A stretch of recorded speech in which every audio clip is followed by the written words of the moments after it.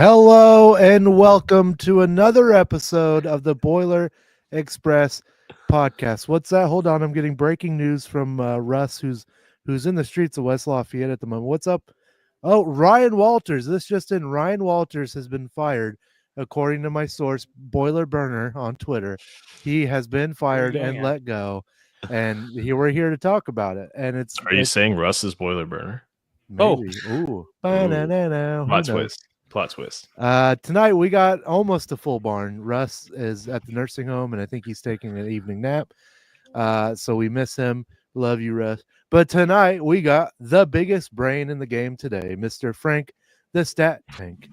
And we have Chris, the chief of everything and anything law. And if you mess up in the West Lafayette area, he'll book you and take you to jail. It's not anything law. Let's pump that brake a little bit there, brother.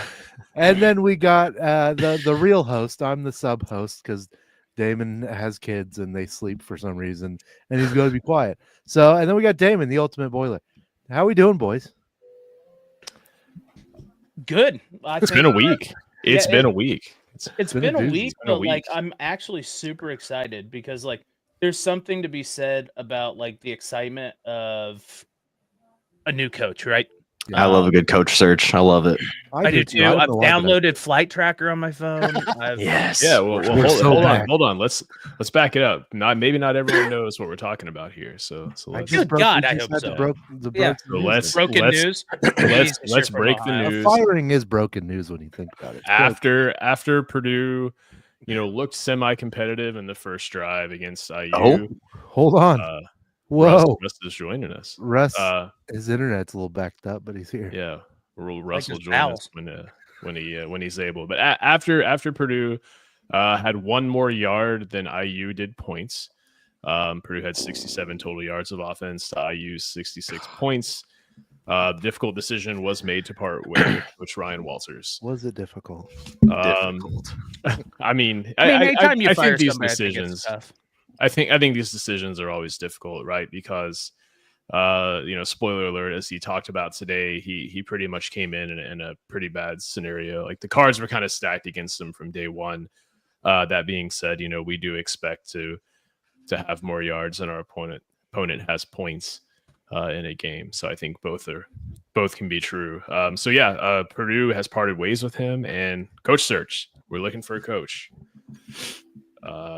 Did you guys really think we'd be here? Like let's say week 3. Did you guys think we would be here? Russ has joined us?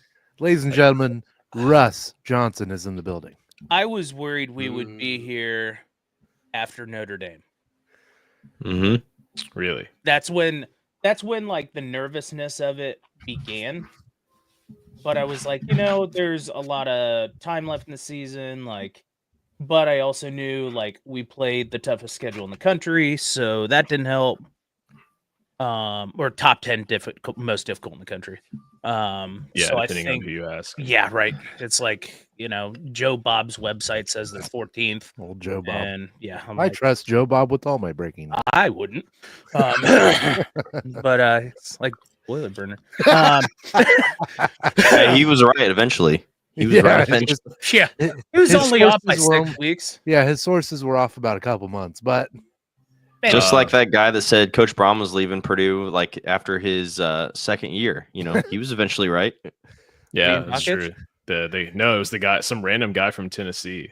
Yeah. Always trust Tennessee is what I've learned. Had a blue check mark, but now we're here for those now, so they don't mean as much. So yeah, we're here. We don't have a coach as of right now. What an intro that is. We're here and we don't have a coach. Yeah, I mean that's that. Wait, that's reality. So, but we're here. What happened? Russ, just to catch you up, Ryan Walters got fired. Yeah, if you didn't know. Yeah. Really? Yeah. I know the news doesn't hit the nursing home as live quick as it does normal life, but live reaction here from Russ. But gotta wait till they turn the TV back on in the morning. So in terms of the transfer portal and who's there right now, tight end Tavion Galloway, who didn't see the field this season, and just given everything that happened with him and his recruitment and his I'm going to come to Purdue. Maybe not. Maybe I am. Maybe I'm not. That he kind of did. And if you guys remember, Ryan Walters basically said, hey, man, I've made my pitch. Ball's in your court. Either come or don't, which I respected. But he's gone. seems like there may be some other things going on, non-football related. You can Google that. Musa, offensive lineman in the portal. Yanni Karlaftis, also Ahmad Branch, Coy Beasley, Anthony Boswell, Derek Rogers Jr., We're Jamari going to be here a Payne. while, fellas. No, that's it. No, Ryan Brown and Cole Brevard are And all Russ in the portal. Johnson hit the portal. Ryan Brown did allude to today that he is very open to coming back, which all these guys do have the ability to come back. And I come back. can't You can necessarily blame all them. on Ryan Walters. A lot of it, at least. But Are we given given all all that that, what happened when Walters came in the building and why these guys might be hitting the transfer portal as quickly as they are? Dylan. Oh, that is a me thing. You did the research, yeah. And normally I don't talk about conversations I have with people, but like this. Is Boiler Dowd in here? What was that? Yeah, is he rattling his glass? But Ben Chuck Krul. E. Cheese glass too. Hell yeah. Hashtag not sponsored. Ben Krul, who I think is how you pronounce his last name. Frank, am I getting that correct? I mean, if not, it should be. Yeah, pronounce it. Cruel. Ben, love you to death. DeVille? He tweeted some things about the different choices Walt made when he came into the building his first year. And so it's public. Like anything he told me, he tweeted publicly. And it was very interesting. And I know I sent it to, I think I put it in the group chat. But there wasn't much transparency in his first few months. It sounded like that, he called guys into the office, said, I'm cutting you. And if you have any questions, talk to A, B, and C, and really didn't give much more than that. And that would, I think, rub most people the wrong way. If a coach comes in and says, hey, I'm cutting you, doesn't really give a reason or a chance for you to for feedback, or if you did something, or if it's more of a coaching staff change. So that kind of rubbed him the wrong way. And he cut some pretty notable guys, if I remember correctly. I mean, especially coming off the year Brahms last year. But he just said there was just not much transparency, and Walt kind of came in and made his changes, which isn't out of the norm, but I think it's more of the way he did it than the actual doing of it. Is somebody playing Minecraft? What does that mean? Yeah. What in the world? I just hear some soft piano music. It's not me because I can't figure out how to do Minecraft. I still think you're talking about the game on the computer with the numbers and the bombs and stuff. Lord Almighty! So yeah, because your computer still has Windows 95. Yeah. So Walt just kind of, and I think I said this in the group chat too. It really wasn't the choices he made, but more of how he went about it, and the more of like, hey, I'm getting rid of you. Don't ask me anything. I'm going to send you off to Joe Schmo over here, my director of cuts. I don't know. Yeah, so it's basically like here's a 60-second. Hey, goodbye. Pack your bags. You're gone. Hey, if you have any questions, ask this random guy who you're just meeting for the first time. Yeah, yeah. I mean, yeah, that's rough. That's great. It's always crazy when you get that insider info, right? When you get because it's one thing to know things happen, but to get someone's personal experience. Sources. Yeah, and it changes too the perspective of what Walters had when he started, right? Like he made it seem like all he had was 5 or 10 players, and kind of like the We Are Marshall thing. Like he walked in and looked at a few faces and was like, "Man, we got to bring a whole team in here." But no, he cut 20 scholarship players. I think that was the number, right? 20 scholarship players from the Big Ten West champion Boilermakers. So, Dylan. And I know his exit interview kind of said, well, the guys that actually played, most of them moved on or transferred. It's like, okay, but how does the program work, right? Like when guys move on, the next guys that have been in the program move up, because you aren't expecting true freshmen to come in and contribute, right? So those guys that were in the program that have sweat equity in Purdue, in that brand, would have been the guys next up. And he was just like, there's the door, talk to compliance. Yeah. But I will play devil's advocate here. Ooh. There is a possibility. There is always something to be said about fit. Those guys might not have fit. Those guys might not have been playing because for a specific reason. Not saying that everybody was like that. Don't get me wrong. But there is something to be said about continuity amongst the team. And if somebody's being a knucklehead that you don't like their attitude because they think they're all that, there's the door, homie. Go find a new home. And didn't he say something about he gave 10 players this sort of mass exodus approach, and then there were another 10 that he had a more personalized conversation with? Was that?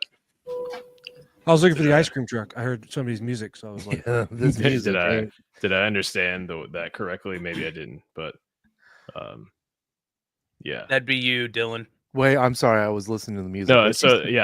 no. So there was I think the way he said it, right, there was this mass exodus where he just cut 10 players and gave a 60-second spiel, and then there were another 10 that he kind of had more individualized personal conversations. Yeah, he definitely, that was part of it. And I think that too rubbed the other 10 who just got the 60-second boot the wrong way too. Would. Yeah, because that is odd when you like pick half of the guys you sit down, have conversations with, maybe like, hey coach, what did I do wrong? Well, this, that, the other, you could improve here, blah, blah, blah. And then the others, he was just like, later. Like, talk to my guy here because I don't want to talk to you. And that's the thing I took away from the fact he's just like, I'm cutting you, but like, don't come talk to me because I don't want to talk to you. Like, that kind of seemed off-putting. I don't know if that's regular practice. I've never been a D1 athlete. Shocker. But like, if a coach came into me and said, you out of here, and what said you're out of here, and then just said, I'm done. Like, go talk to, Secretary Joe Schmo over there.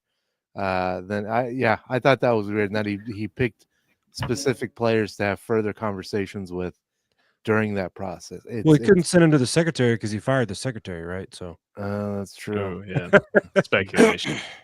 But I'm sure none of you all have thought about this. This is going to be the first time that any of us have thought about it's this. A safe bet for me. Yeah. Who could we realistically get as a coach? And from that pool, who would you like to see? Urban Meyer, John Gruden. I hate it here.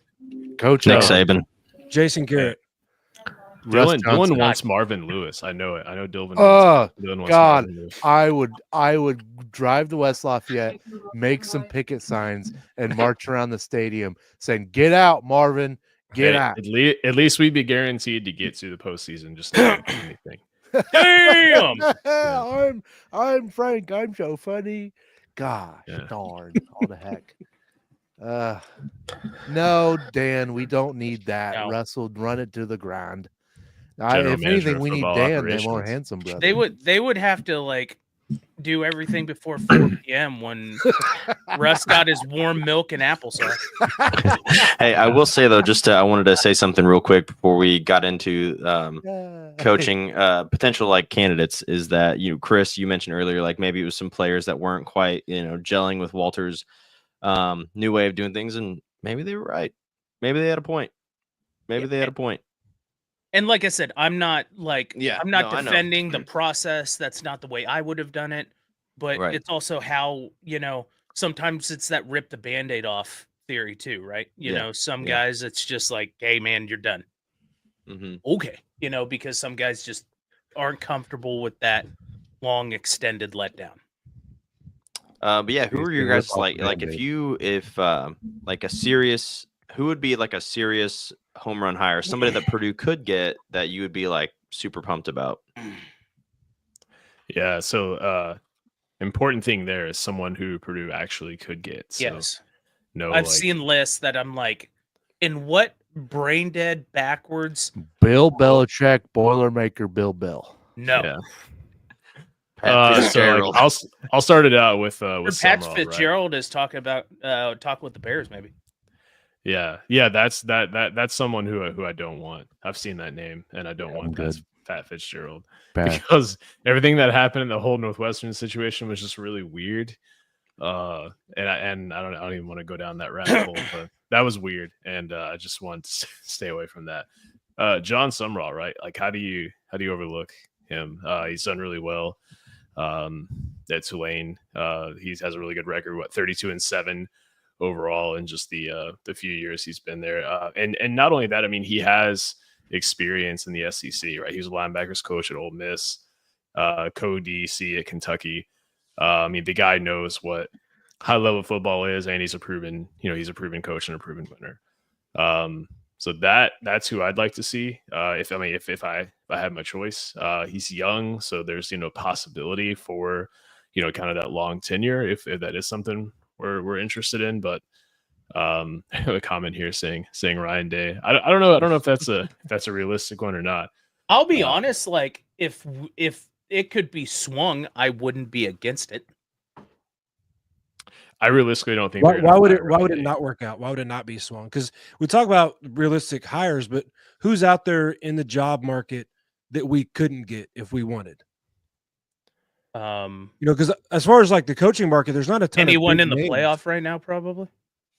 I mean, okay, I'm saying that's looking for a job, not that we're going to steal from somebody. To Purdue. Like we're not stealing I Kurt like that, Kurt Signetti. We're not Signetti, stealing Ryan Day. We're not stealing.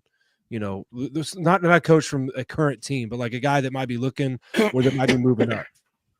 Yeah, there's not going to be any like Lincoln Riley surprise, like level surprise, right? Right. Out of this hire. But like who like I mean, I think we need to have the conversation, or at least like bring it up for a second. But like, is Purdue a good job?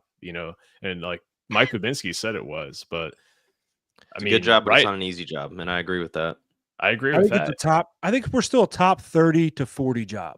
Ooh. We're not. I mean, we're willing to pay between $4 and $6 million. Which, if you look at the top 25 highest paid coaches, when you get to that 20 to 25 mark, you're talking about guys that are making between $5, $6 or so million, and that's not going to work anymore. So 2023, somebody posted earlier that Walters was paid $4 million, and he was second or third to last in the conference. Mm-hmm. Yeah. So right, that's what I'm saying. It's if you compare us to the rest of the Big Ten, but like the Big Ten compared to the rest of the country is elite, right? Like I would put, the top 10 highest paid football coaches are probably, or top 10 highest paid Big Ten football coaches are probably in the top 25 in the country, right? So no, that's actually not accurate. So Ryan Day is the highest paid Big Ten Fake coach. news. So, okay, I forget about Lincoln Riley now too, but 1, 2, 3, 4 Big Ten coaches are in the top 20, and it is Lincoln Riley, Ryan Day, James Franklin, and Dan Lanning. Yeah, and like you don't start seeing 4 million ish. Yeah, Ryan Walters ranked 52. Yeah. In pay. Who we're looking at. Okay, well, for example, so John Summerall, you know what he's making this year? No, less like than $1 million. 2 to 3, like $800,000 this year. Oh, okay. wow. So if that's what I'm saying. Like, Like, throws yes, 5 compared to at the rest him, of the Power Four, we are definitely a lower tier job. But even if you take, so maybe it's closer to like 40 to 50 range, but that's still a team that should compete for bowl games. So it's still a better job for these guys that are up and coming, looking to build. But the question was anybody who we realistically could get, or however you worded it. like who could we realistically get? I do have a question though about Summerall. Are you guys concerned at all? Because everything that I've read about him states that he is a defensive-minded coach. So does that concern you at all coming off of the back end of this? No, I'm concerned more with really. your head coaching experience, not whether you're offensive or defensive at this point. Okay. Yeah, that's fair. I'm not. I mean, and people say like, "Oh, Purdue needs to have an offensive coach." I'm fine with a good coach, because a good coach is going to be. I mean, they're going to be good on both sides of the ball. There was one of them but that doesn't concern me a ton. I mean, he played linebacker, so that makes sense. That he would be kind of a defensive guy, but yeah, just looking at some of these salaries. I mean, Mike Loxley, 5.8 million, almost 5.9, 5.89 million. It's crazy. He's making more than Jeff Brom, and I mean that's so. I mean, I guess that's another question. It's like, what does this price tag look like? Are we in the $5.5 million range? I think it depends on the coach. Yeah, who we go after. I think it depends on their experience and all of that. And I think maybe it's been mentioned before, at least in our group chat and stuff. I think the likelihood of them going after another unexperienced coach is pretty unlikely. So I could see us paying anywhere between 5 to 7 for a new coach. This is a good question here. So do we think we need a young up and coming coach or an older coach who may have more experience? I think we need an older guy that would build and maintain the program with a proven system. What are your thoughts? I think we need Russ somebody checks that's one of like- those boxes. That's old. I think we need somebody like Jeff Brom, somewhere around that age. I don't want like somebody that's super old and like kind of on their way out and maybe stuck in their ways, because the NIL, especially that part of it, is just so ever changing. But I also don't want somebody that is so young and inexperienced that they get way in over their heads. So I kind of want somewhere right the sweet spot, like right in the middle, maybe like late 40s to early 50s, something like that. So with that being said, this is a name that popped up recently, and I'm not against it, even though he just got fired. Is Sean Clark from App State. That was really interesting because you said he was like 40 and 24. Yeah, he's 40 and 24, 3-1 in bowl games. Wow. And never had a losing season. He is 49 years old. Played offensive lineman, was a GA at Louisville, Eastern Kentucky. Fun fact, an O-line coach at Purdue. Oh, well, what years? 09 to 12. Nice. So the I mean, Danny Hope era. Danny Hope, Yeah. The pre-Hazel. Yeah, the I think, Danny Hope era didn't have bad offensive lines. No, not at Yeah. all. It explains Dennis- the EKU ties too there. Dennis Yeah. And Kelly. isn't Kluger Yeah. or Kruger Dennis. on staff there too? I think so. And Dennis then, Kelly, underrated, Frank. That Yeah. was a good call. Oh yeah. And then he underrated. went to App State as co-OC, then associate head coach, and then head coach from 19 to 2000 or 2024. Why would they fire him though? Well, Is I it- mean, so just looking at his records just from top to bottom, his first record he was 1-0, so I assume that was an interim situation. If I had to guess, I'm not reading. Yeah, it too looks much like into he this. coached a bowl game. He did, and he won. Yeah. 2021 he was 9-3. Or I'm sorry, 2020 he was 9-3. 2021 he was 10-4. Then he went 6-6. Then 9-5. Then 5-6. So it's been There's been a couple dips. Mhm. Obviously, like I said, I'm not looking into this too much, just reading numbers here. But 40 and 24. That's 70% win percentage or something like that. don't hate it. 66. Yeah, Better hate than it 1 either, and 11. You know, that and was that's Bill Belichick's. and that's where I think you throw that guy in there and give him the opportunity with a bigger facilities and some of that stuff. I mean, App State I think has pretty good facilities for a Group of 5 school. They're the surroundings of their Oh yeah, stadium are gorgeous. gorgeous. I hope we play App State Look sometime at at App us State. coming up the same way at the same Yeah. time. I don't think I want to go back to West Virginia, guys. Just Yeah. putting that out there. After that experience we had there. Yeah. Y'all are some big boys. Yeah. Where y'all from? Nigga, Yeah. Yeah, yeah. higher pitch than that, Frank. Oh yeah, when you guys almost got burgled. Yeah. Yeah. And then there was a bag of pills under the car that wasn't there when we got out. Yeah. There's all sorts of things that happened in that. What, we Yeah, weren't that- supposed to take those? That's why it felt And more we're weird banned on after. YouTube. Yeah. But no, we're yeah, good. seriously, that's a name that's popped up recently, and there's been some recent success. I mean, Game Day's been to App State at least a couple times. Home of Luke Combs. Yep. So I think I'm not against it. Obviously, not maybe number one on my list, but Well, and enough Chris, to I kick the tires. gotta shout you out for being the first person to bring this name because I don't think I've seen this one yet. Attaboy, Chris. Mhm. Yeah, I mean, you One- see all sorts of names, but this is one I haven't seen. I do like I do like that he's got the Purdue connection. So he's been Yeah. at Purdue Yeah. before. He knows about it. In a mildly successful honestly for Danny Hope, if he wins 5 of those games that were decided by 7 points or less, it's a 10-2 season in his first year, and it probably changes the whole trajectory of his career at Purdue. Well, what's wild is I've seen, especially in Facebook groups, and we all know how Good that luck. works. Yeah. I've been fighting lately. The one name that oddly keeps coming up is Brock Speck, and Mm-mm. he's in his late 60s, Mm-mm. and It's it's just like he's like that would have been good when Tiller retired, Yeah, but it's not. but it's just not realistic. It's not gonna work. Yeah. Like it just won't. I'm sure he's great, dude. Yeah. a Boiler legend, but like don't we're good.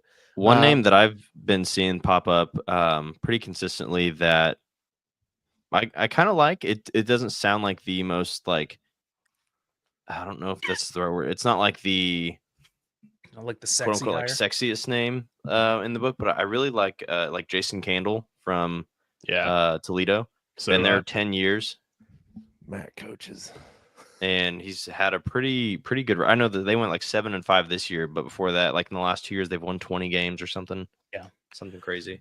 So it seems like maybe we're all in agreement. And Russ, we haven't heard from you a ton, but in that, like, the question that we're answering here is that it's almost like we're in the up and coming coach is where we're thinking. Yeah, because I think like Brian Kelly, let's say. Yeah, like I have gotten a little bit of flack for it, but there's been conversations I've had with people about not getting another coordinator or like an up and coming coordinator. Now there's 2 up and coming coordinators that I'd be willing to take a look at.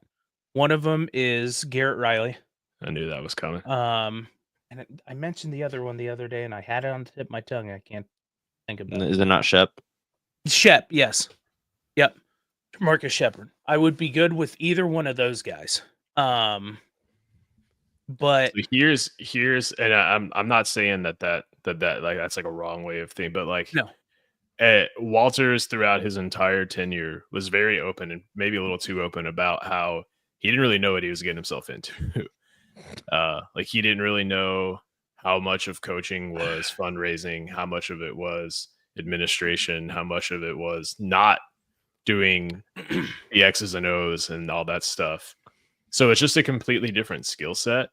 And I'm not saying that, like, I mean, Walters is a proven recruiter, right? You know, but I will. The only thing it'd be another gamble is what. Only thing I'd counter with is that Shep has been at College Football Player Birth, Wisconsin, and now at Alabama, and Garrett Riley's been at Clemson. All teams that Clemson's iffy the last couple. Did you years, mean wasn't he at Washington? He was at Washington, yeah, not Wisconsin. Oh, my bad. Sorry. I'm correcting you. That's yeah, it's fine. I know.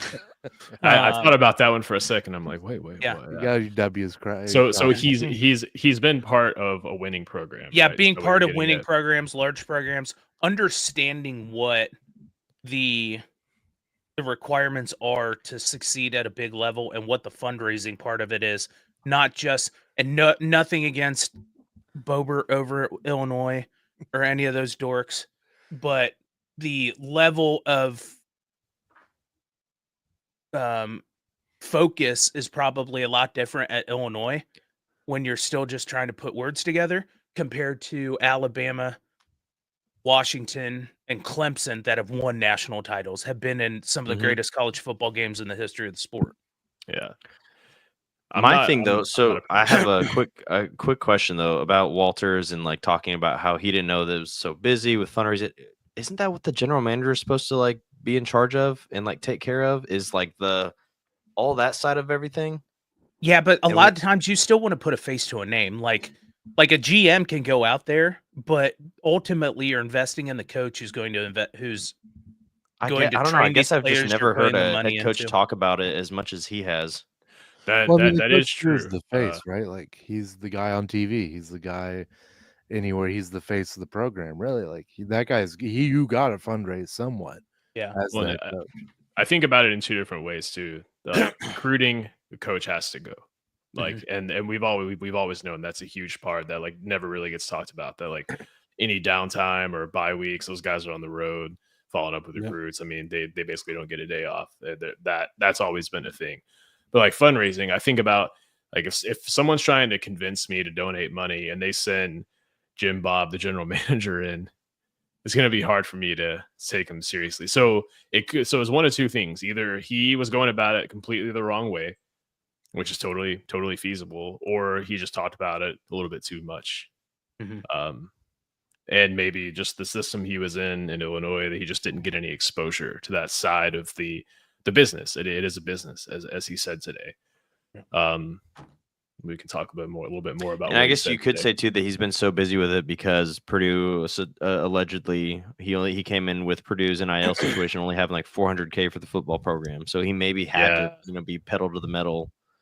With all that, and that'd be just such a huge focus. He did come in a pretty rough situation. He came in January, late December, early January, when Purdue was coming off the bowl game with a barren roster, and he did have the interview today, which is unique, we'll say, to have an interview the day after you get fired and like a public exit interview. Say some pretty interesting things in that interview, but he basically said he came in, had a skeleton crew of a roster, had $400,000 in NIL money at the time, which isn't a lot for anyone who doesn't know, and basically said that Purdue's not going to be able to win if they keep trying to do things the blue collar, underdog type of way, which he blamed a lot of the failures on, and also said he had no message for the fans, which I thought was interesting too. Neither here nor there, but Babinski has said things that like we're committed to the NIL, we're committed to revenue sharing, and being competitive in that regard. Some players' families have said some things on Twitter about Purdue not being competitive at all in the NIL situation. How important is that with our next coach? Like, could that potentially scare away a candidate? Hey, come to this Big Ten school. We don't have a ton of NIL money, but we expect you to be good. I mean, that's. But I will also say that was 2 years ago for NIL. We really don't know what the current condition of the NIL is, because we also know that Card got what, $800K. It's speculated, but yeah. So a guy tweeted me today and said his roommate was friends with Card, and that Card got $900K and a truck. Now, granted, that was this guy's roommate's cousin's dog's neighbor's aunt, but chicken. I have a big issue with that then, because supposedly Nick Carraway only got $600K in a house or something like that. All right, we should have done more to keep Nick. Anyway, I agree. Yeah, sensitive subject. Big comment here, so I'm going to read it, and it's from Caleb, and Caleb always has good comments. So that's why I'm going to read this one. Caleb says, like an experienced head coach is able to bring staff with them, at least in OC and DC, because we saw how important the connectedness of the staff is, knowing what each side is doing, but allowing the head coach to lead the whole team. It's hard to believe Walters is able to do that, focusing on defensive play calling at times last year and then calling offense this year. Just wasn't able to strictly be a head coach, and he was plugging the holes in the staff. Clearly lost trust in Kane. Yes, he did. And I think that part of that is the inexperience with him, just not knowing how to put your coordinators in positions where you're not having to look over their shoulder, where you're not having to make sure they're calling the plays right, and to actually step back and look at things from that kind of macro level. But yeah, I think to me, that's why I don't think we're in a position right now where we want to take a gamble on a coordinator, but I'm not like completely opposed to the idea either. So my top kind of, I'd say 4 at this point, maybe 5, is Bob Chesney from JMU. Related to Kenny? Yeah, yeah, right. They're brothers. Jamie Chadwell from Liberty. I would love that. Summerall from Tulane, and Sean Clark from App State. I'm interested in Sean Clark. I'll have to read more into that one. Russ, I feel like we haven't heard from you. What do you think? Tired, Russ? Say something, Russ. I mean, I'm always tired. It's after 4:00, right? Didn't get my applesauce tonight. I need my milk. Angry. I think Summerall is my top pick. One name that could be thrown out there that wasn't mentioned yet was Monken from Army. Maybe the winner of the American Athletic Championship Friday night, they just get Purdue. Like, that's their gift. The interesting thing about Monken, I think, that you want to think about is we're talking about being a school that doesn't have the NIL, that can't go get the top players. Well, what do you have to do when you're coaching a school like Army? You got to kind of work with what you can get, right? Like, that's not Army. There's not, with West Point and the skill and the effort it takes to get into that school, they aren't just getting anybody. And that's why they run, them and the other service academies have to run such specific schemes that are kind of built around, the sum being greater than the parts.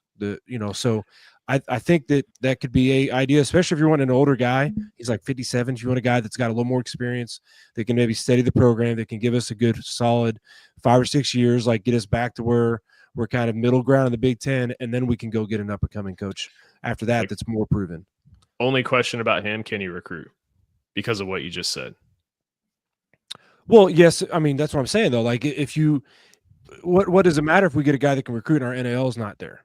True. You know, okay, so we got a great recruiter, but we can't get the guys here. So that's why I'm saying like Monken, you know, he's got to be able to recruit. If you're at a school like Army and you've got to grind just to get the guys you're getting on the field, you know, and then do the best with what you got. Like if he actually gets, you know, I've got to believe that Purdue's NIL and ability to get guys in the building is going to be a little bit greater than Army just because of the sacrifice and the commitment you have to Army, make yeah. to go to a school like Army.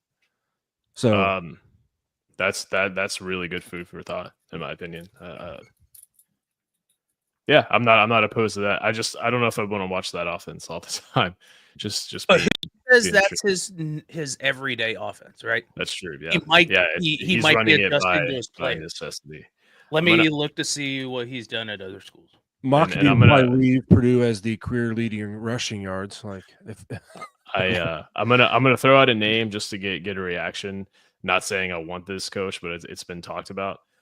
Brian Brom. No. Okay. Yeah. That's yeah. That was racist.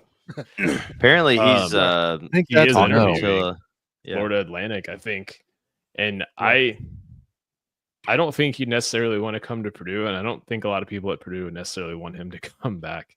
Just, No. I think it's a mutual. That's like that's like a sloppy seconds type situation right there. It's like we couldn't my- keep my your brother, brother-in-law's- so I got a brother-in-law that's pretty actually kind of friends with Brian, and he's like, no, there's no way he'll go to Purdue. He won't even interview for Purdue. So Okay. Oh Hey, yeah, inside you heard source. it here West first. Coast. Yeah, heard it here first. Yeah. Sources Chris, any info for us? on what? You were looking up the. Oh, I was like on. It's like sorry. No. So squirrel. yeah. So he's been like since 2002. He did 2 stints at Navy. Was at Georgia Tech when they still ran the triple option. Georgia Southern and then Army. So I wouldn't mind the Georgia Tech triple option. That'd be fun. That would be. You just need to have players that can make the You'd have option to- reads. you'd have to show Brown with that Simpson meme where he like walks out and then walks right back in. Like, Yeah. Yeah, here you go, man. Oh, hey, we're running triple option. I'm back. Let's go. So no, I think I'm not against it, but I'd also be interested in seeing if he went to a place like Purdue, if he would just completely change his offensive theory to make it fit for a Big Ten school. Yeah. At 57, I doubt that he's going to make a big scheme change like that. Right. I wouldn't mind seeing Purdue football turn into just one massive, giant, well-oiled machine. Just a bunch of like dudes running around at 5 a.m. in their joggers around West Lafayette, just like all. I'll jogging together and suggest doing camps and shit. an assistant coach if we make that move.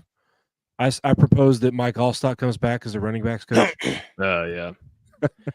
Yeah, that'd be really cool. He still looks like he could play. I met him. Yeah, he does. Met him the day of the Ohio State game. They had that meet and greet with him. Nice. Given that we're 38 minutes in and we got to talk about basketball still, know that we're going to continue to provide updates. We're not special people. We don't have any insider info, but I mean, we're special, but we're Depends on who you ask. We're a bunch of nice guys, but be sure to check back in with us. Is what I'm trying to say for all your coaching updates. Basketball. hey, it's the sport we're good at. Yeah, it's a sport that we've been pretty good at this season. It's with a lot of games have happened since we met last time, and I feel like it'd almost be easier just to go through the roster, talk about what we've seen from each player, and let that kind of facilitate some of the conversation around the games. How do you guys feel about that? Yeah, we can do that. All right. Well, in no order, I'm just going with the order that they are on my screen here. Start with Braden Smith. What have we seen from Braden? What do we like from Braden? What do we not like from Braden? Let's start there. More reserved in the shooting. I feel like the last few games hasn't nearly been as like takeover. I guess he's not necessarily had to because Trey Kaufman-Wren's been doing that just fine, putting up Zach Edey numbers this past week. But yeah, I mean, I think he's and I think Frank, you've made this comment before, is that even if Braden's not scoring, he's still incredibly effective on the floor because of all the other things that he does. So I think he was less scoring, but still just as effective in other ways. Yeah. I'd agree with that. So All-American. All-American. That's how You I would think- sum it up. You think Braden's an All-American? I mean, I think so. I don't know how many point guards you'd take over him in this country. I mean, he obviously Miles Rice, of course. Miles Rice, definitely. right. Yeah.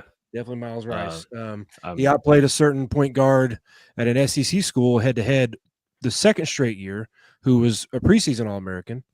I think that the thing that hurts him is the fact that he's not going to score 15, 20 points a game.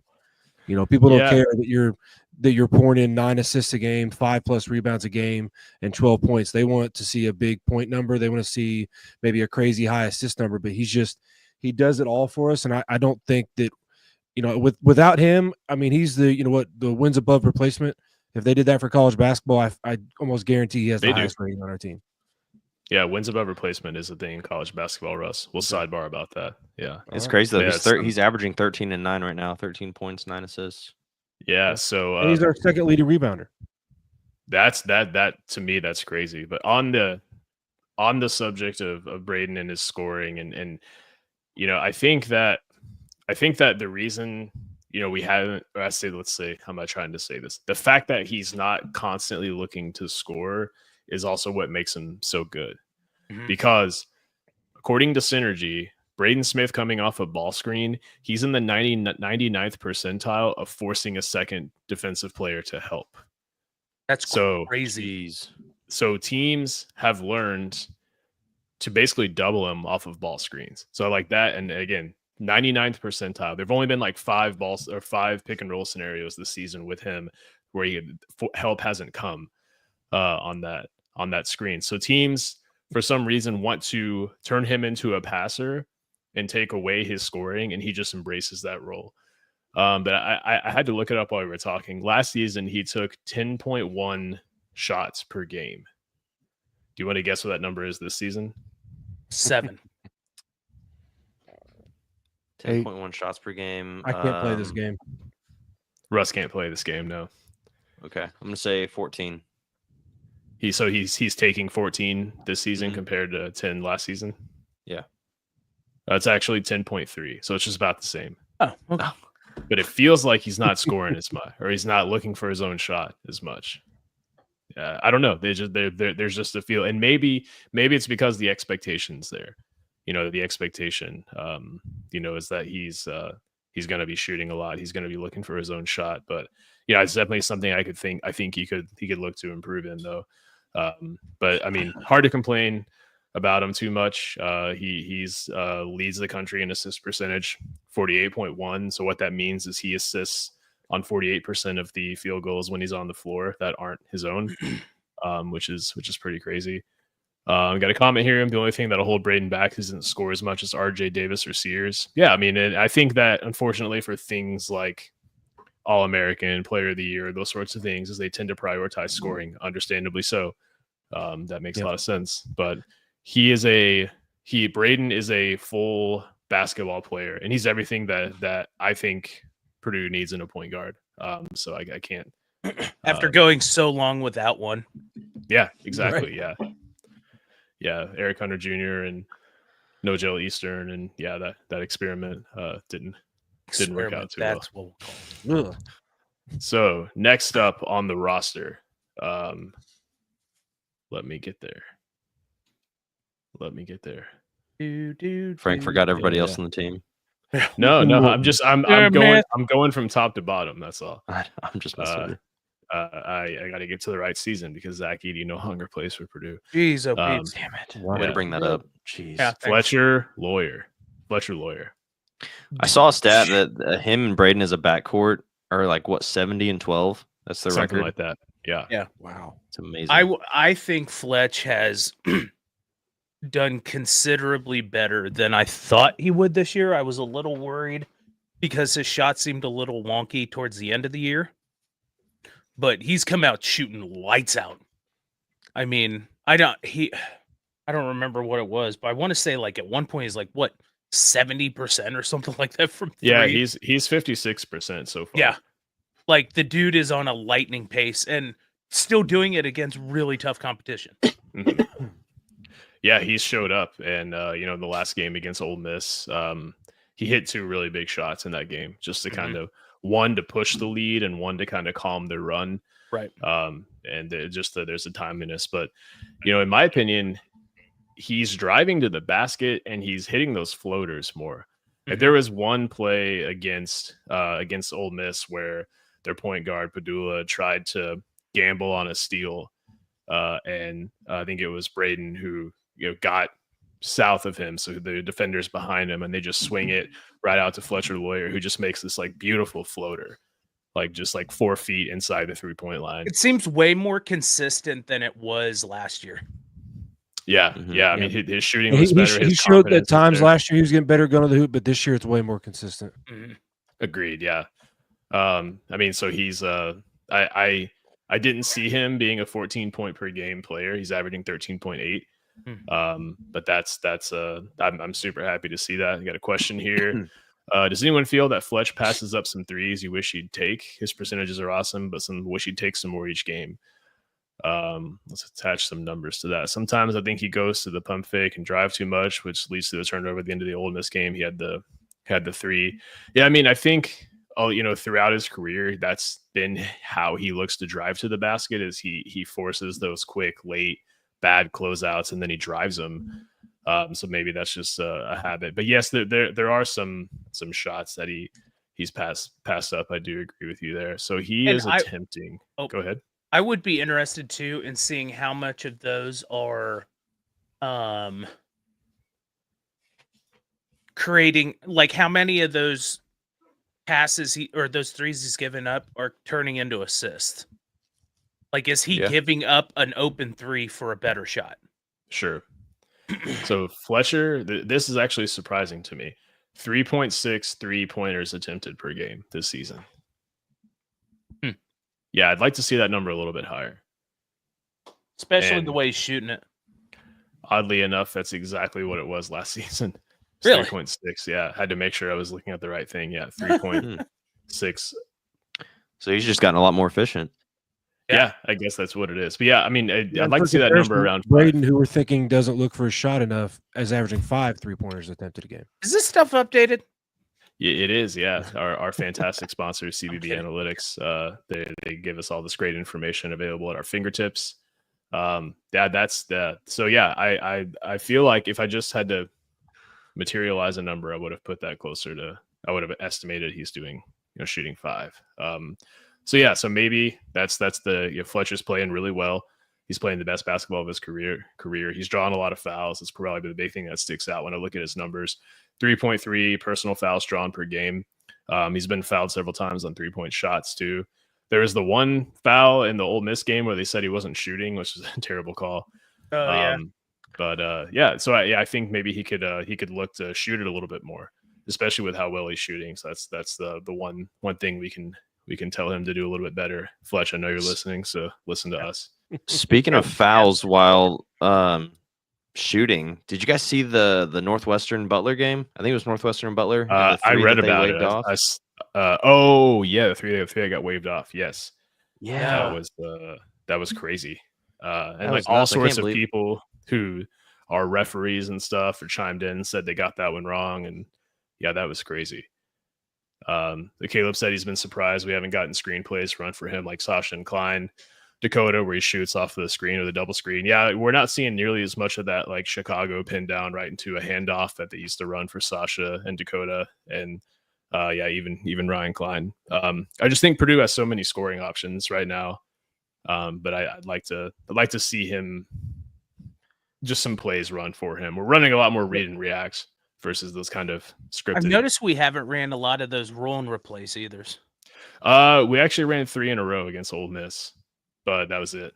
Yeah. Well, I mean, Ran like 3 in a generally row. speaking. Yeah. I want to say. So Purdue has kind of replaced that with the Spain pick and roll, which is kind of the same idea at least. You set that back screen and then pop out to the perimeter. So next is TKR. Dylan. Put Zach Edey numbers. Dylan, what do you think about TKR?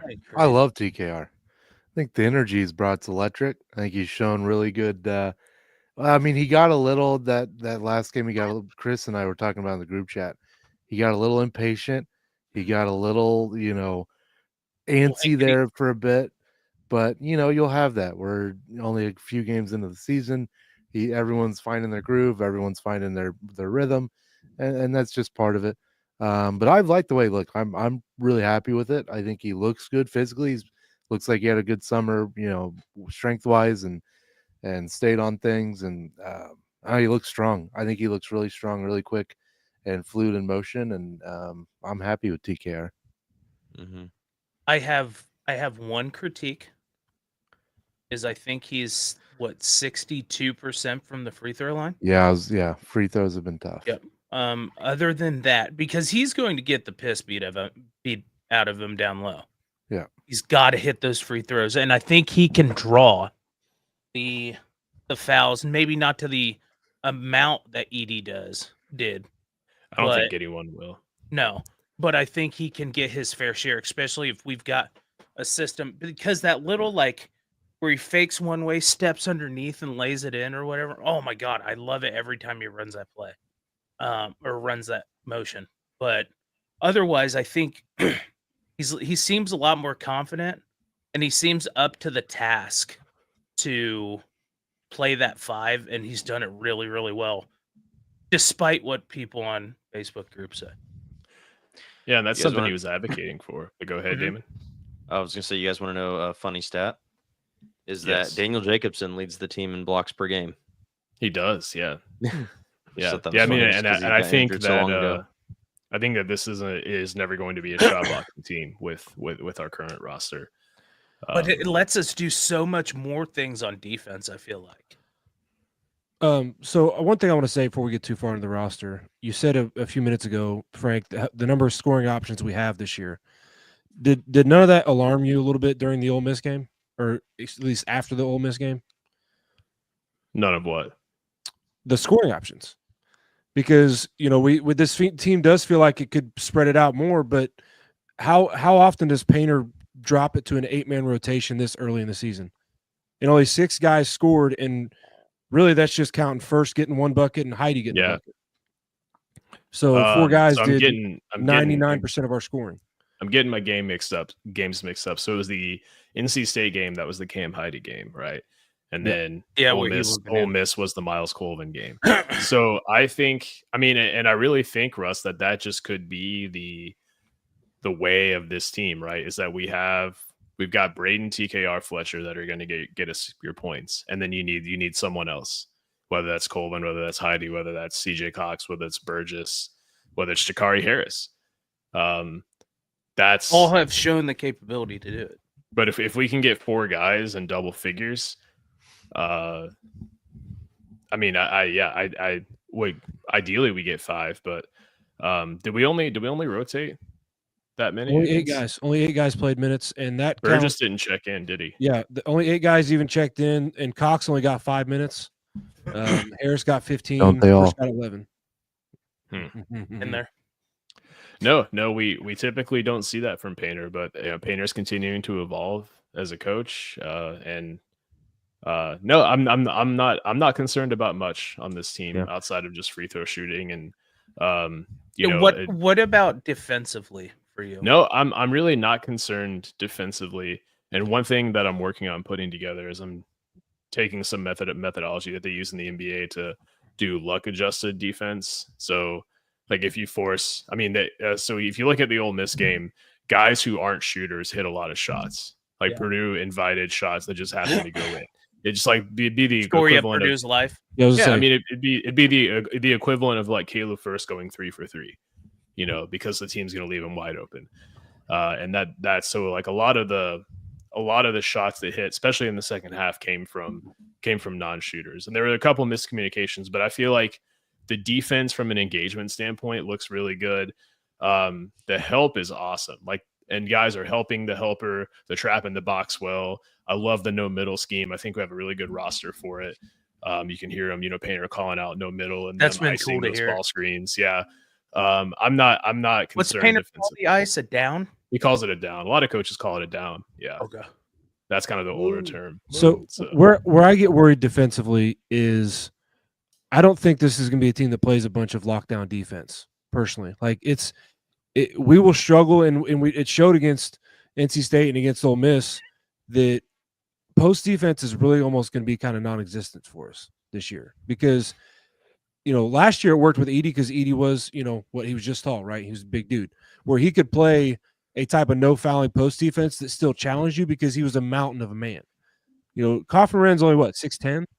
So while he's elite offensively in the post, and it's hard for even a guy that might be 7 foot 7'2" to stop him, defensively they're going to kind of get what they want, and we are going to leave guys open, and it's going to be up to them hitting the shots. And the history of our team, like Chris was saying, the joke is we always have guys that don't shoot well against us. So I think this will be a much more exciting brand of basketball, but it's pretty clear that we're kind of running small ball this year. We've pretty much abandoned the idea of trying to run a big 7-footer, one of our big guys at the post for the half the game or majority of the game. So Ole Miss was 7 for 16 at the rim, 44% in that game, and they were 2 for 5 in the paint. So 9 for 9. NC State looked more glaring than Ole Miss for sure, but yeah, I mean, I feel like Purdue's approach to that, and I'm not disagreeing with you, but I feel like Purdue's approach is just to keep the ball away, and that's why the first few games points in the paint allowed was a problem, and now we're seeing they're going to this no middle scheme. Well, you've also got Ole Miss doesn't really play anybody over 6'9", so that's another reason that it might not have showed up as much against Ole Miss. Yeah, and I'm just looking at the last game here, but yep. Well, yeah, that'll be something to keep our eye on. But Trey Kaufman-Ren's materializing. He's coming a really good player. Russ called that when he was on the Big Ten huddle, and people gave him a little bit of crap for it. I mean, now it's happening. So, Cam JR has turned from a hater to a believer. Now it's happening. Yeah. Cam Heide, what do we think about Cam? Really, really good play lately. I feel like Cam, if he's not scoring, he's at least doing the other things. He's getting boards. He's playing good defense. His defense seemed to improve this year. He seems like and we'll touch on it when we get to Miles, but it seems like they both know they're offensively gifted, but it seems like they've really locked into doing well on defense. Yeah, I mean, so Cam's averaging 7 points per game, 6.8 points per game, shooting 55% from 3. He's not turning the ball over, only 0.5 turnovers per game. He's not assisting a lot either, but I don't think that's something because he is playing the 4 for a lot of this. But I think if you would have asked me this a few weeks ago, I would have said he needed to look for some more offense, but he's doing that lately. I don't have much to say, like negatively. I don't like in terms of where he can improve. I mean, he's always in the right spot. His rebounding, him and Miles seem to be the only two guys that look like they want to rebound. Braden too, but I mean they're just rebounding athletically like they really want the ball. To me, Cam has finally taken that leap that we thought he would maybe at the beginning of the season. So tell me if I'm crazy. Yes, you're crazy, but it seems like Cam reminds me of Robbie a little bit. I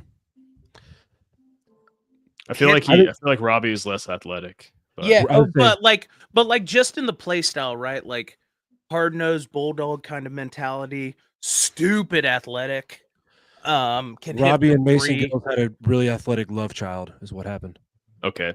Yes. Yes. Mason Gillis and Robbie. I won't acknowledge it, but I like it. Yeah. So, any other things you could say? Maybe he could work on a little bit.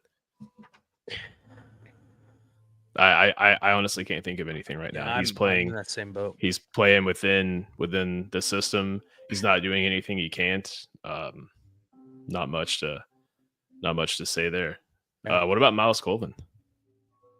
I think honestly the same. He's coming into his own. Yeah. I think everything we said about Cam, we can say about Miles. I think we're seeing the transition from Miles going from an athlete to a basketball player. He's no longer just a scorer. He is a guy who can score, as we saw against Ole Miss. He's a guy who now can make insane blocks with, his hand a foot and a half above the rim.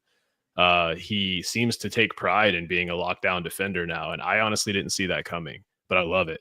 I mean, he's 6'5", he's fast, he's quick, he's athletic, and So would it really be getting crazy up to into say guys. maybe a defensive all Big Ten at some point in his career? Yeah, absolutely. Yeah. If only he's really good at shooting threes and he's really good at defense. If only there was a name for that type of player. Maybe we could make a coin term. We should D and 3. How's 3D? that sound? A 3D player? No, a D. Oh, I thought you were joking. I thought you were talking about Rayfield Davis. Oh, also true. No, I see him. I mean, he's already no disrespect to Rayfield. He's already a better scorer than Rayfield. I mean, Rayfield was kind of a 8 to 10 point per game kind of guy, and didn't really develop an outside shot till later in his career. But yeah, Miles has looked really good this season, and I expected the leap from Cam Heide. Miles is kind of a cold coin flip in my opinion, but yeah, he's looked good. He's looked really good. This is an interesting one. I'll be curious to get your all's opinion on this next one. Jakari Harris. He's a freshman. I mean, he's just going through. I think he's just learning. He's not been I don't think he's been under. He's not met expectations, but I don't think he's exceeded them either. I think he's just a freshman learning the system. I totally agree. I love that we are running an 8-man rotation already, because and we've got basically the starting 5 can be, if we have 4 guys go off double digits, it's going to be the starting 5. And then we got a veteran come off the bench and Caleb first. But then we're going to have the minutes to get Cox and Harris the experience they need without relying on them the way we had to rely on Braden and Fletch their freshman year.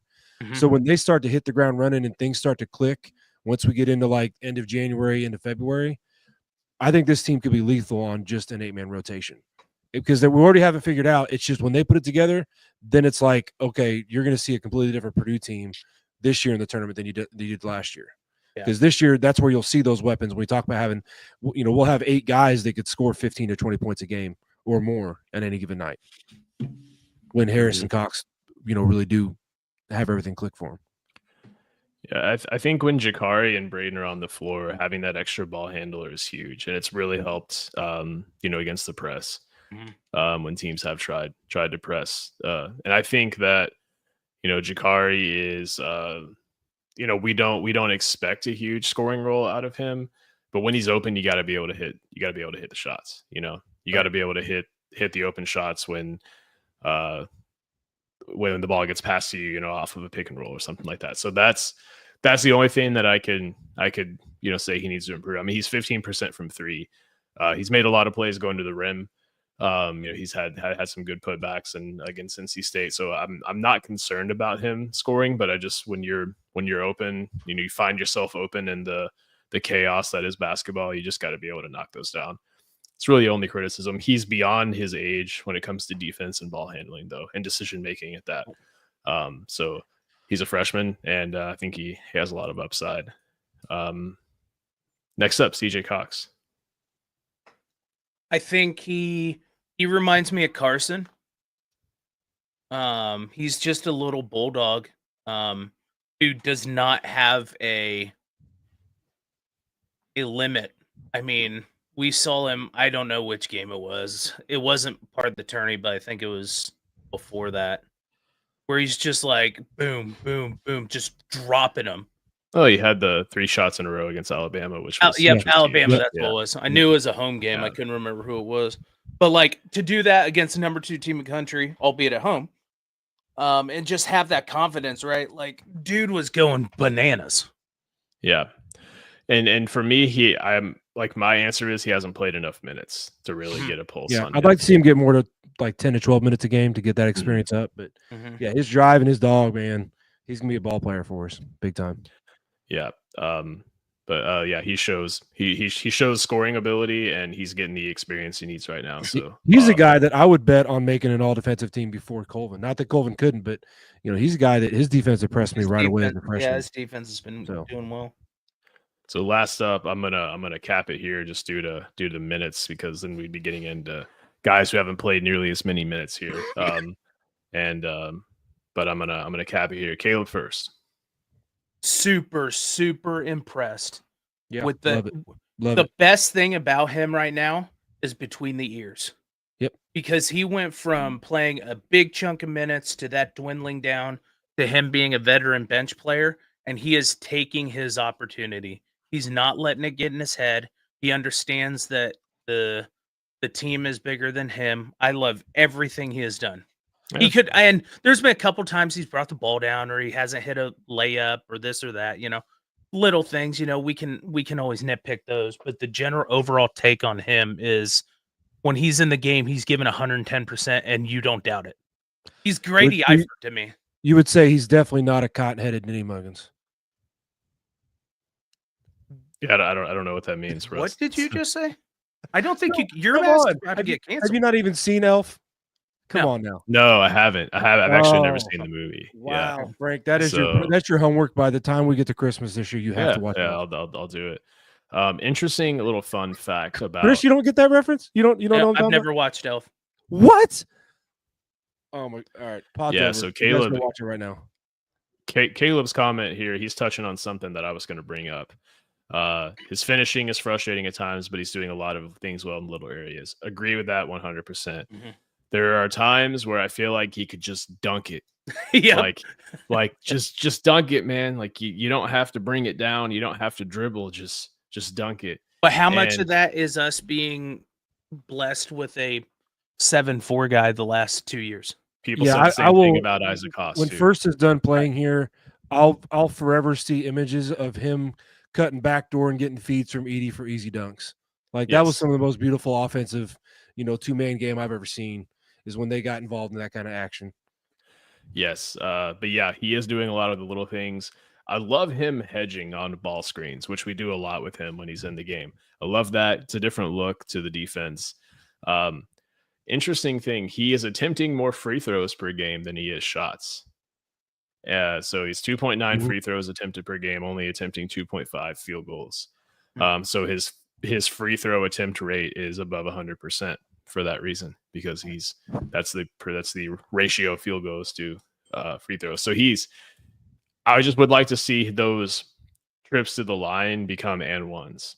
Probably the biggest thing, because there are some where I'm trying to think of how to phrase this and have it not come off wrong, but just be a little bit more tough. Just be a little more tough. I'm just just say it. Just toughen up a little bit and finish a little bit stronger. That's really, or finish a little bit more. I think that's my biggest thing. I could, if I were to talk to him, just be like, hey man, just toughen up a little bit. But he's shooting 74% at the line.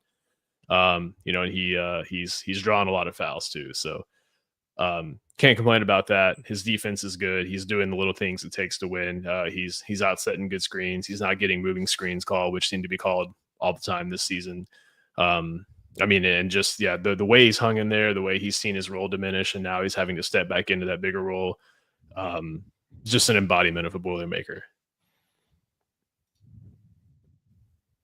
Yep. So we're just over an hour.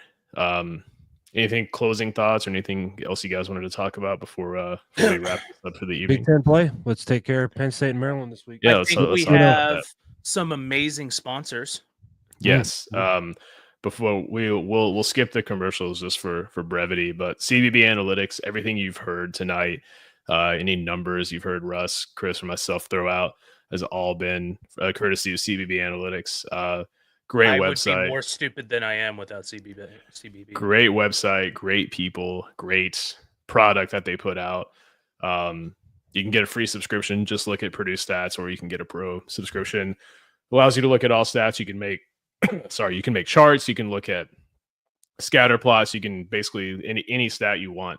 It's on there. Great tool. I have probably 10 tabs of CBB Analytics up on my computer and phone all the time. Awesome thing. Russ wanted to talk about Penn State, and then all of a sudden he had to go. Penn State, Chris, scary game. How you It feeling? is.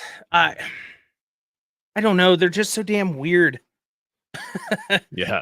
They're like I see them sometimes and I'm like, man, this team's dangerous. And then I see them other times, I'm like, do they know how to play Division I basketball? Yeah. So I mean, I think with the Mike Rhodes team, you're going to get a good defensive team, and that's kind of what they've materialized into. Yep. They get up into you, they deny a lot. They're not turning people over to the rate that we've seen from his previous teams, but I think that this is going to be a big challenge for Purdue. This is I think what Ole Miss was 41st in KenPom. This team's 37th right now, where we sit. So I mean, this is 39th. Okay, or 37th earlier today. Yeah, but this is going to be this is a tough game. The next 4 games are a gauntlet. It's number 39 Penn State, number 30 Maryland, 26 Texas A&M, number 1 Auburn. And Texas A&M, their press is unique too. Yeah, it's very fluid, if that's the right way to put it. Yeah, they trap at half court. They try to slow you down. They're not trying to turn you over as much. Yeah. But so a little bit of personnel on Penn State. Ace Baldwin is really known for his defense throughout his career, but he's leading them in scoring right now, 15 points per game. 8.5 assists too, so it's not really a guy you can force into either a scorer or a passer. He's going to address both roles and embrace them. Zach Hicks, it's been a pretty big surprise there. Shooting 50% from 3. I don't know how many attempts he's taking though.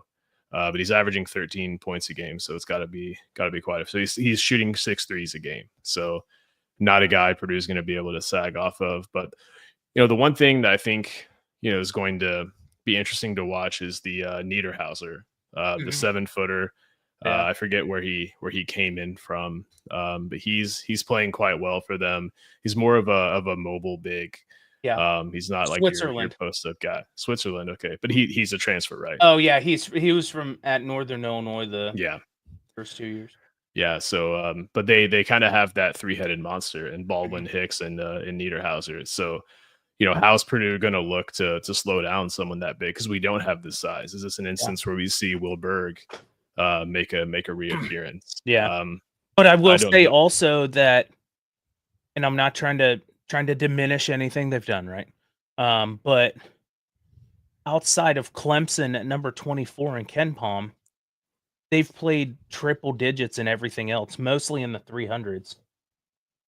They've got like 1, 2, 3 in the 300s, 2 in the 200s, and 2 in the 100s. Yeah, and just looking at the schedule, I mean, they've won all their games convincingly, and their wins too. But I think, do you think it's an advantage playing at Penn State? The reason I'm asking that is because it's always a quiet arena.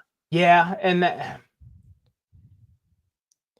I think the one thing that benefits Purdue is just coming off of basically playing in a high school arena in their last 2 games. Yeah, because you're not in such a culture shock. Yeah, of not having fans or anything like that. But if you had to. Chris, if you had to put a score prediction on this, what would you say? Oh, KenPom says it's a 1-point win. I want to say 77-71. Okay, Purdue. Yeah, and I like the score predictions in the 70s because Penn State is a very fast-paced team. They're 28th in pace. Purdue is a very slow-paced team. So this could be a game where Purdue gets 68 possessions versus the 62, that we're averaging. But I think a game in the 70s is realistic. Maybe let's say like 72, 76 Purdue, something like that, which is really close to what you just said. I think that's very reasonable and feasible. Just depends on a lot of factors. Obviously, we're not wizards. We don't know the future, but yeah, exactly right. We'll have to see what happens. Well, yeah, for sure. For the sake of time, we'll talk about Maryland after the fact. We'll be talking about a Boilermaker win. I do want to shout out Martin Vintage for being a great sponsor to us. Check out their clothing, all sorts of cool vintage Purdue designs. Use promo code BXP for 10% off at checkout. They have awesome stuff over there. I should need to wear it. I don't ever wear my Martin Vintage stuff on here, but I wear it all the time when I'm not on the air. But check them out. Cincy Blitz boards. They've also been a great partner to us. Check out their Blitz boards. Really fun game. You can play it at barbecues. You can play it at bar mitzvahs. You can play it at baptisms. You can play Bar- it hanging out in your backyard. Yeah, it's fun. They've done. Bar mitzvahs kills me every time you guys say it. I crack up laughing. Yeah. It's just any gathering. It's going to be a fun event. But they make these really cool boards. They can put different designs on them. They've made some really cool stuff for us. So definitely check out Cincy Blitz Boards. And Chris, unless there's anything else, we'll sign off with the boiler up. Boiler up, hammer down, beat Penn State. Let's do it.